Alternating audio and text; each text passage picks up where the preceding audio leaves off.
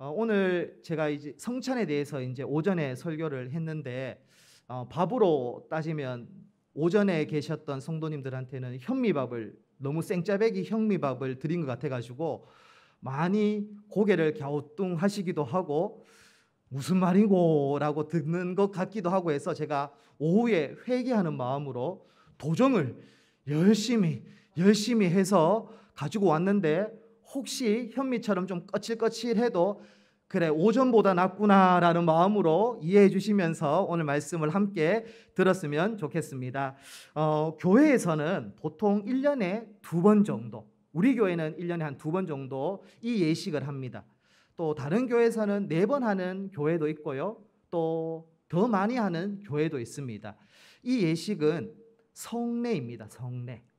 성례에는 2가지가 있어요. 세례와 성찬이 여기에 포함되어져 있습니다. 오늘 저는 성례 중에 하나인 성찬에 대해서 함께 살펴보려고 합니다. 성례를 왜 거룩한 예식이라고 이야기할까? 그 이유가 무엇일까? 웨스트민스터 소요리 문답 91번 문항을 보면 성례의 시행이 어떻게 구원의 효과적인 수단이 되나요? 라고 묻습니다. 그 답이 이렇습니다. 성례가 구원의 효과적인 수단이 되는 것은 성례 자체의 덕으로가 아니요 성례를 집례하는 자의 덕으로도 아니라 오직 그리스도의 축복과 주의 성령께서 일하심으로 말미암는 것입니다 라고 답을 하고 있어요. 어렵게 들릴 수는 있지만 다시 조금 더 풀어서 말하면 성례가 은혜의 수단이 되어지는 것은 예식 자체가 거룩해서도 아니고 이 예식을 집례하는 목사가 거룩해서도 아니고 거룩한 이유는 예수님께서 직접 제정하신 예식이기에 이 성례는 거룩한 예식이며 은혜의 수단이다라고 말하는 것입니다. 그런데 가톨릭에서는요 2가지 성례가 아닙니다. 7가지 성례를 주장합니다. 성세성사라고 또 견진성사라고 성체성사, 고백성사, 혼인성사, 신품성사, 종부성사 이렇게 7가지의 성례를 이야기합니다. 가톨릭에서 말하는 7가지 성례는 인간이 살아갈 때 의미 있을 그러한 일들이 포함되어져 있기는 합니다.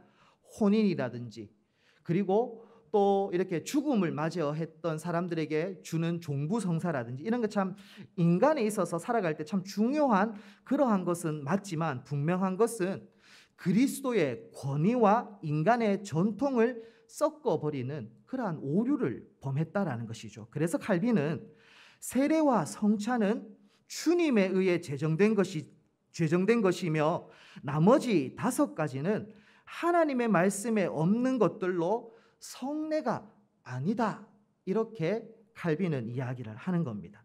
그래서 기독교에서는 성례를 세례와 성찬 2가지만 이야기하고 있습니다. 자, 성찬을 이해하기 위해서는 하나님과 인간의 언약 관계를 그래도 한번 살펴봐야 하는데요.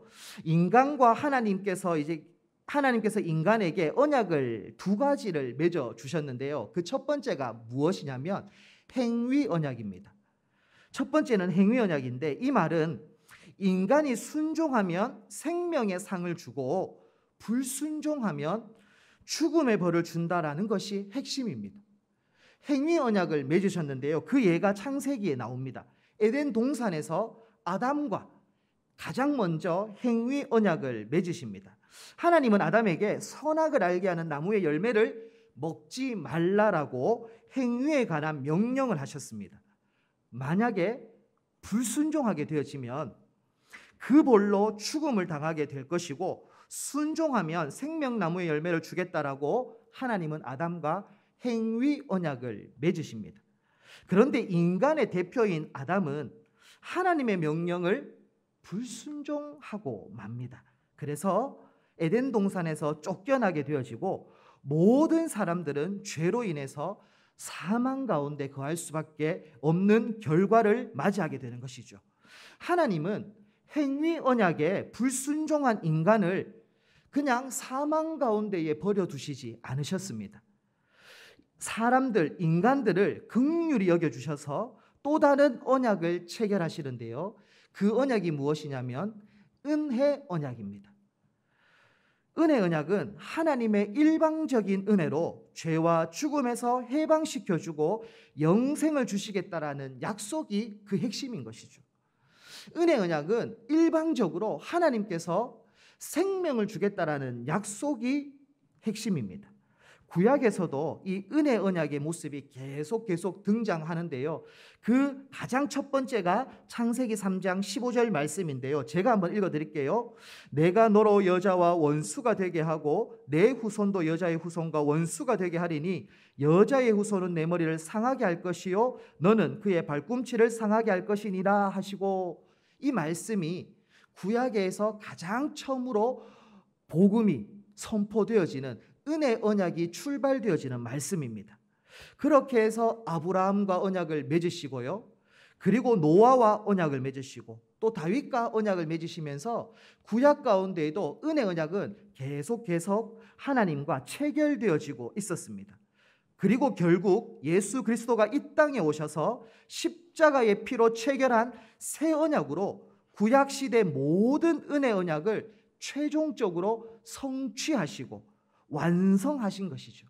그래서 이 은혜 언약은 핵심이 예수 그리스도입니다.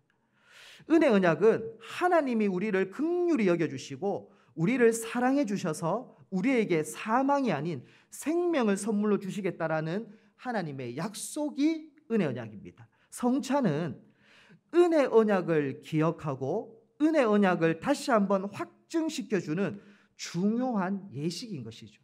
이 성찬을 통해서 은혜 언약을 우리는 다시 한번 더 묵상하게 되어지는 겁니다. 성찬에 대해서 성 아우구스티누스는 이러한 어려운 것 같지만 한번 들어보시면 이런 말을 남깁니다. 비가시적인 은혜가 가시적 형태가 되어졌다라고 이야기합니다. 성찬을 비가시적인 은혜가 가시적인 형태가 되어졌다라고 이렇게 이야기하는데, 한번 설명을 드리면 하나님은 눈에 보입니까? 안 보입니까? 안 보이시죠. 그래서 이것을 비가시적이다라고 표현을 하는 겁니다. 그리고 하나님께서 주시는 은혜도 우리가 손으로 만질 수 없고 또한 눈에 보이지 않습니다. 이처럼 볼 수도 없고 만질 수도 없는 은혜를 보고 만질 수 있도록 해주신 것이 무엇이냐? 그것이 성찬인 것이죠. 그래서 가시적인 떡, 가시적인 포도주를 통해서 눈에 보이지 않는 하나님의 은혜가 우리에게 가시적으로 나타나게 되어진 것을 성찬이다라고 말합니다. 그래서 성찬은 볼 수 없는 하나님의 은혜를 보고 느낄 수 있도록 우리에게 주신 예식인 것이죠. 볼 수 없는 하나님, 볼 수 없는 하나님의 은혜를 가시적으로 느낄 수 있도록, 볼 수 있도록 해주신 것이 성찬 예식입니다. 그렇다면 왜 성찬 예식을 우리에게 주셨을까? 그 목적이 무엇일까? 칼빈은 그 목적에 대해서 이렇게 이야기합니다. 하나님의 약속에 대한 표지요 도장이다, 이렇게 이야기를 합니다. 성찬이 우리에게 주어진 목적, 이유가 뭐냐? 표지고 도장인 거예요. 하나님의 약속에 대한 표지, 도장인데요. 구체적으로 표지가 무엇을 의미하는가?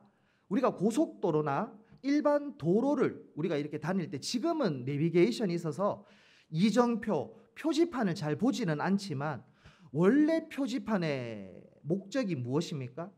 방향을 가르쳐 주는 것이고, 그리고 실체를 볼 수 있도록 인도해 주는 역할이 표지판인 것입니다. 결국 표지판은 어디로 가는지를 알려주는 중요한 역할을 하는 것이 표지판이다라는 것이죠. 결국 성찬은 이러한 표지판과 같은 역할을 하는데요. 결국 성찬을 통해서 우리는 분명한 실체를 경험할 수 있다는 겁니다. 분명한 실체가 누구입니까? 그것이 예수 그리스도이시죠. 이 성찬을 통해서, 이 성찬을 참여함으로 통해서 우리는 어디로 걸어갈 수 있느냐? 예수 그리스도의 십자가 앞으로 나아갈 수 있는 것입니다. 특별히 이 성찬을 통해서 내가 죄인됨을 고백할 수 있게 되어지고 나를 살릴 수 있는 유일한 분이 예수 그리스도밖에 없음을 고백하게 되어지게 된다라는 것이 성찬을 준 첫 번째 이유인 것이죠. 두 번째 이유가 있습니다. 두 번째 이유는 무엇이냐면 도장입니다. 도장. 도장은 무엇을 이야기하냐? 인감 도장과 같은 겁니다. 다 인감 도장을 하나씩 다 가지고 있지 않겠습니까? 이 도장 찍는 것을 의미하는데 왜 성찬이 도장인가? 보통 우리가 중요한 계약을 할 때 도장을 꼭 찍지 않습니까? 집을 매매한다거나 뭐 땅을 매매한다거나 할 때 이렇게 계약서를 쓸 때 도장을 찍습니다. 뭐 요즘은 사인을 하는 경우도 있기는 하지만 도장을 찍는 이유가 무엇입니까? 이 계약서를 나는 동의한다. 그리고 이 계약서를 나는 보증한다. 이 계약서 나는 확실하다. 이것에 대한 책임이 나에게 있다라는 것을 도장을 통해서 확인시켜 주는 것이죠. 결국 도장의 역할은 보증입니다. 도장의 역할은 증명인 것입니다. 하나님의 은혜 언약으로 일방적으로 하나님의 자녀로 우리를 선택해 주셨어요. 그런데 선택받은 백성들이 세상을 살아가면서 걱정, 염려, 근심하면서 자꾸 살아가는 거예요. 이 세상을 살아갈 때 늘 감사하고 늘 기뻐하고 늘 즐거워할 수가 없는 거예요. 어떨 때는 세상의 여러 가지 염려와 걱정, 근심으로 인해서 낙심하고 좌절하기도 하고 믿음이 흔들리는 경우들이 종종 발생하게 되어진 겁니다. 그래서 이 믿음의 도장을 빵 찍어줘서 굳건하게 신앙생활 할 수 있도록 하기 위해서 성찬이 우리에게 주어졌는데요. 구약에 예가 있습니다.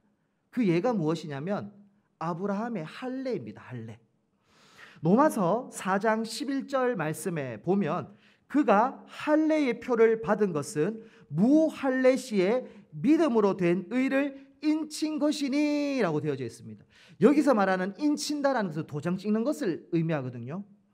아브라함이 86세의 나이에 하나님께서 믿음으로 의롭다라는 그러한 의롭게 되어짐을 선포받게 되어집니다. 믿음으로 의인이 되어졌다라는 선언을 받게 되어집니다. 그리고 99세 때 할례를 시행하라는 명령을 받게 되어집니다. 할례를 행한 것은 믿음으로 의롭다함을 받고 난 후 14년 정도의 시간이 지나서 할례를 받게 되어졌다라는 거예요. 아브라함이 할례를 통해서 의롭게 되어진 것입니까?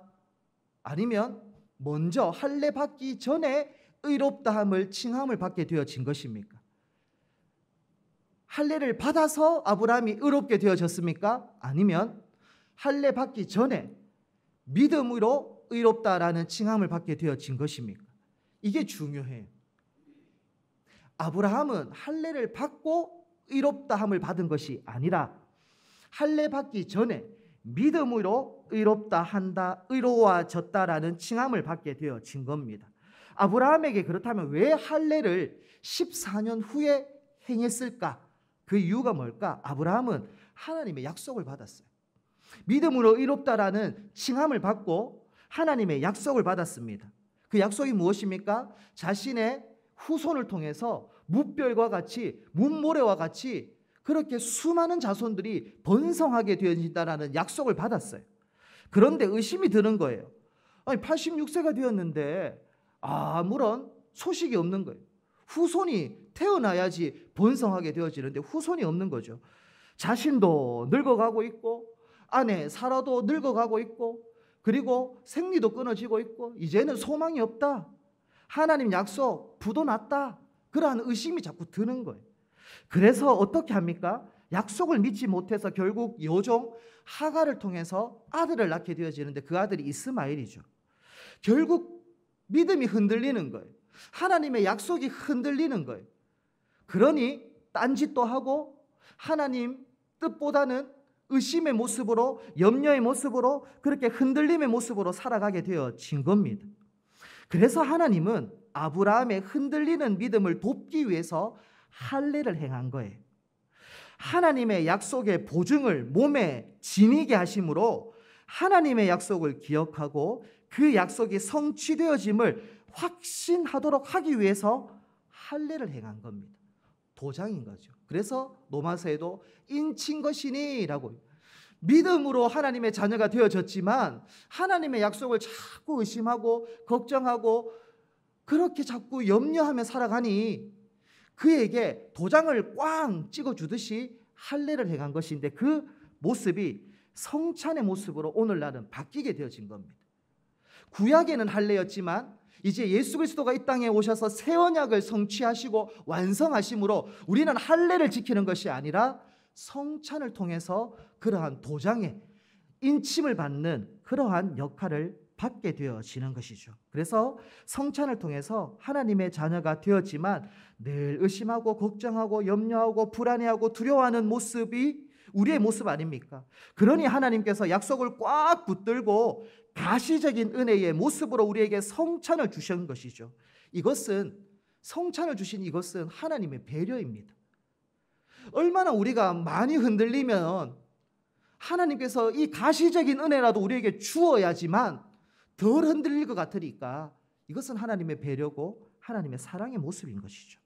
이 세상에서 흔들리지 말라고, 하나님의 자녀답게 살아가라고 그 길을 잘 완주할 수 있도록 돕기 위해서 성찬이 우리에게 주어진 겁니다. 그러므로 우리 모든 믿음의 권속들은 이 세상 가운데에 흔들리지 말고 하나님의 자녀답게 살아갈 수 있는 믿음의 권속들 되어지기를 축복합니다. 아멘. 그렇다면 우리는 성찬을 그러면 어떻게 참여해야 할까? 우리가 1년에 2번 정도는 성찬식을 참여하게 되어지는데 어떻게 참여해야 할까? 웨스트민스터 소요리 문답 96번에는 이렇게 이야기합니다. 성찬이 무엇입니까? 라고 질문을 하고 대답으로, 성찬은 그리스도가 정하신 대로 빵과 포도주를 주고 받음으로 그리스도의 죽음을 나타내 보이는 성례인데, 성찬을 바르게 받는 사람은 물질적인 방식이 아니라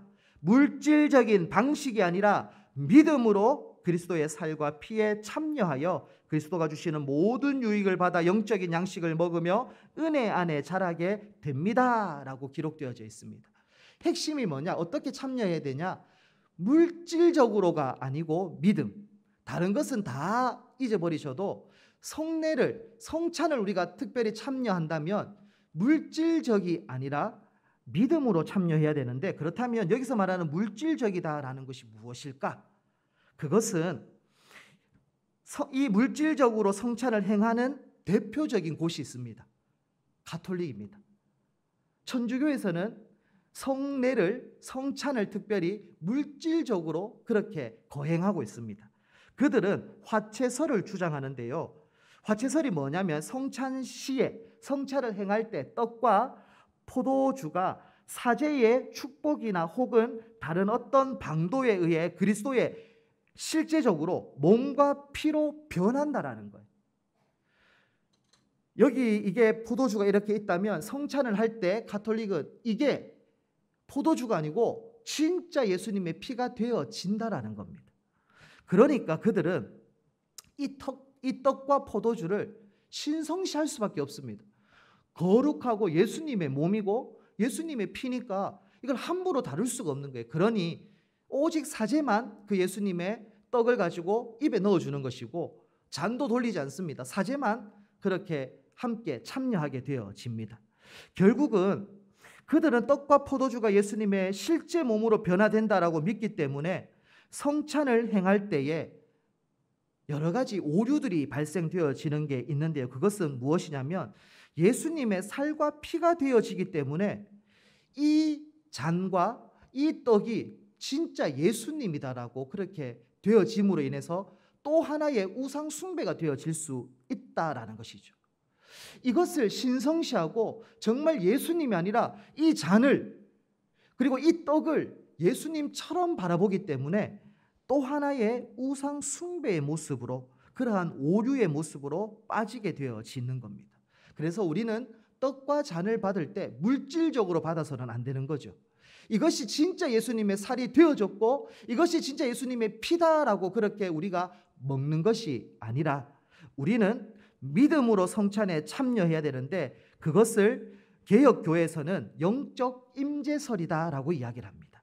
영적 임재설은 예수님이 성찬을 할 때 물리적으로 임재하는 것이 아니라 영적으로 임재한다라는 것을 이야기하는 것이죠. 떡과 포도주가 실제로 살과 피가 되어지는 것이 아니라 그 예식을 통해 예수님의 십자가를 바라볼 수 있는 표지와 같은 역할을 하는 것이고, 내가 하나님의 자녀 되어짐을 확증하게 되어지는 도장과 같은 역할을 하게 되어지는 것이다 라는 겁니다.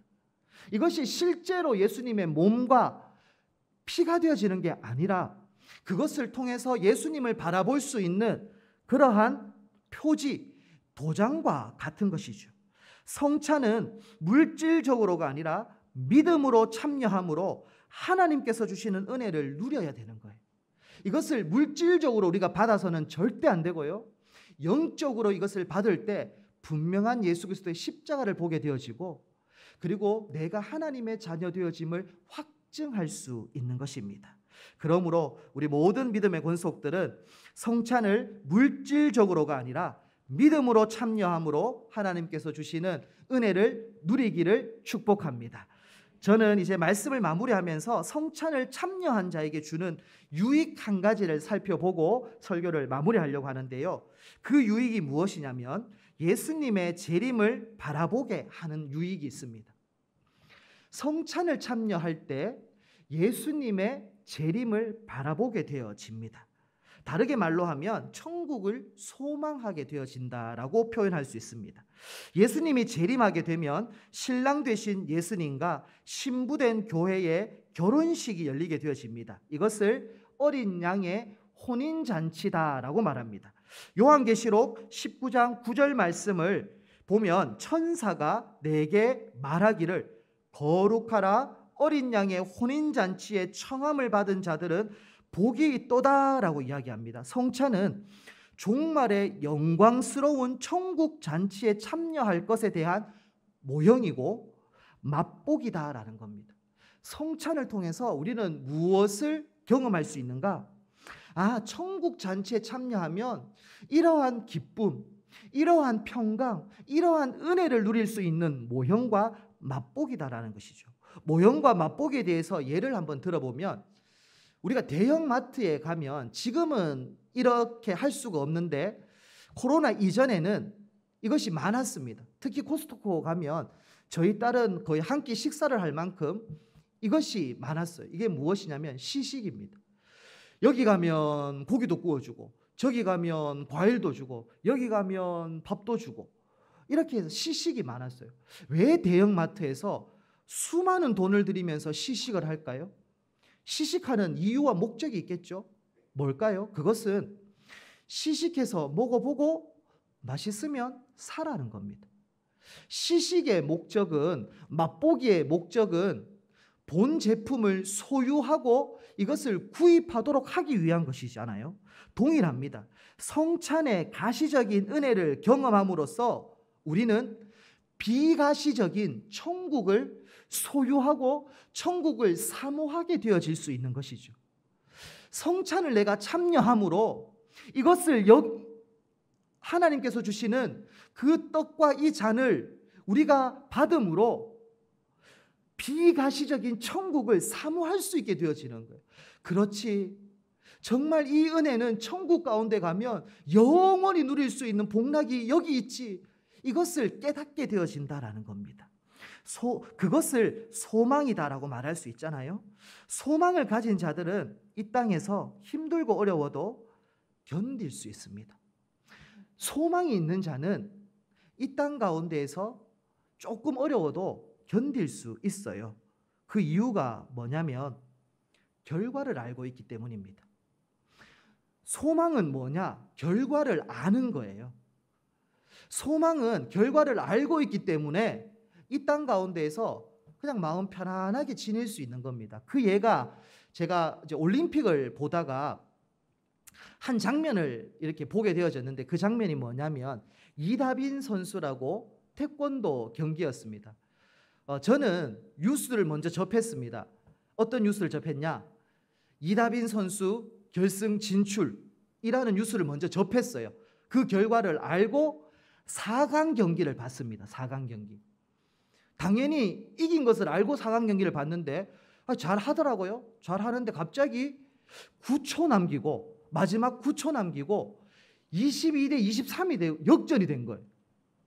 그리고 조금 지나서 갑자기 보니까 22대 24가 된 거예요. 헐, 뭐지? 그런데 종료 거의 1초 전에 이다빈 선수가 상대방의 머리를 탁 가격하면서 3점을 얻게 되어져서 25대 24로 경기가 이기게 되어졌고 결승에 진출하게 되어진 겁니다. 그런데 그 경기를 보면서 저는 조바심을 한 번도 안 냈습니다. 오야노 와 지는 거 아이가 아이고 잘하다가 왜 저카노 아이고 바보 하면서 탄식도 한 번도 안 했습니다. 왜 그렇습니까? 결승 진출이라는 거 알고 다시 봤으니까, 다시 보게 했으니까 이렇게 이겼구나라고 그냥 덤덤하게 그 경기를 본 거예요. 똑같아요. 소망이 뭐냐면 결과를 아는 거예요. 하나님의 자녀는 천국을 소유한 자들입니다. 우리는 천국 가운데에 갈 자들이지 않습니까? 이미 우리는 승리한 자예요. 그런데 이 땅 가운데서 조금 걱정이 있다고, 조금 염려가 있다고 호들갑 떨 필요가 있겠습니까? 없죠. 왜? 나는 천국을 소유한 사람이니까 이미 승리했고 내 끝은 천국 가운데에 하나님 품 가운데 내가 안기는 것이니 뭐가 두렵고 뭐가 무섭고 뭐가 걱정되며 뭐가 염려되겠습니까? 이것이 소망인 겁니다. 소망. 성찬을 통해서 우리는 이러한 소망을 누릴 수 있게 되어지는 것이고 그래서 우리는 믿음의 경주를 인내함으로 담당할 수 있게 되어지는 겁니다.